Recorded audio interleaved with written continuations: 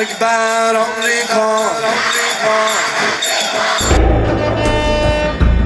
লেবাননে আগ্রাসন এবং দফায় দফায় যুদ্ধবিরতি লঙ্ঘনের জবাবে ইসরায়েলের বুক কাঁপিয়ে মিসাইল হামলা চালিয়েছে ইরান। তেল আবিবের আকাশ যখন ইরানি ক্ষেপণাস্ত্রের আলো আর গর্জনে কেঁপে উঠছিল, ঠিক তখনই তেহরান থেকে ভেসে এলো এক হুঙ্কার। ইরানের সর্বোচ্চ নেতার প্রতিরক্ষা উপদেষ্টা রিয়ার অ্যাডমিরাল আলী আকবর আহমাদিয়ান শত্রুপক্ষকে চরম হুঁশিয়ারি দিয়ে বলেছেন, তেল আবিবের আকাশে এখন যে গর্জন শোনা যাচ্ছে তা অন্য কিছু নয়, তা হলো পুরো ইরানি জাতির সম্মিলিত কণ্ঠস্বর। চলতি বছরের ৮ এপ্রিল পাকিস্তানের মধ্যস্থতায় ৪০ দিনের রক্তক্ষয়ী যুদ্ধের পর একটি যুদ্ধবিরতি চুক্তি স্বাক্ষরিত হয়েছিল। কিন্তু অভিযোগ উঠেছে, সেই চুক্তির কালি শুকানোর আগেই ইসরায়েল ও তার মিত্র যুক্তরাষ্ট্র একের পর এক উস্কানিমূলক কর্মকাণ্ড চালিয়ে যাচ্ছে। গত ২ সপ্তাহে দক্ষিণ ইরানে হামলা এবং ইরানি বাণিজ্যিক জাহাজে মার্কিন সহায়তায় জলদস্যুতার মতো ঘটনার পর তেহরানের পিঠ দেয়ালে ঠেকে যায়। অবশেষে রবিবার লেবাননের বৈরুতে ইসরায়েলের ভয়াবহ বিমান হামলার পর ইরানের ধৈর্যের বাঁধ ভেঙে যায় এবং তারা পাল্টা আঘাত হানে। ইরানের পররাষ্ট্র মন্ত্রণালয় এক বিবৃতিতে অত্যন্ত কঠোর ভাষায় এই হামলাকে সমর্থন করেছে।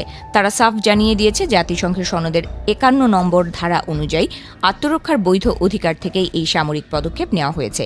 তেহরানের পক্ষ থেকে ওয়াশিংটনকে সরাসরি কাঠগড়ায় দাঁড় করিয়ে বলা হয়েছে, ইসরায়েলের এই বেপরোয়া আচরণের পেছনে মার্কিন যুক্তরাষ্ট্রের পূর্ণ মদদ রয়েছে। ফলে আঞ্চলিক এই উত্তেজনা এবং যে কোনো ধরনের রক্তক্ষয়ী পরিস্থিতির জন্য মার্কিন প্রশাসনকেই সম্পূর্ণ দায় নিতে হবে।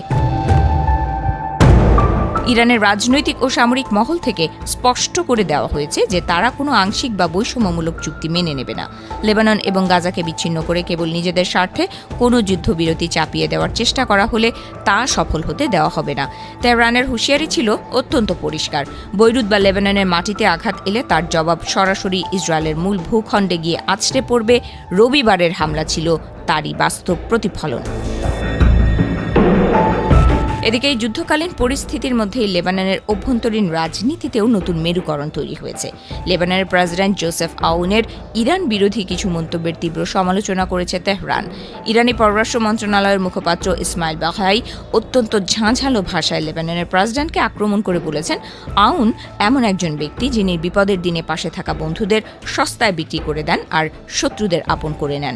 এমন মন্তব্য দুই দেশের মধ্যকার কূটনৈতিক সম্পর্কে নতুন করে ফাটল ধরালো বলেই মনে করছেন বিশ্লেষকরা।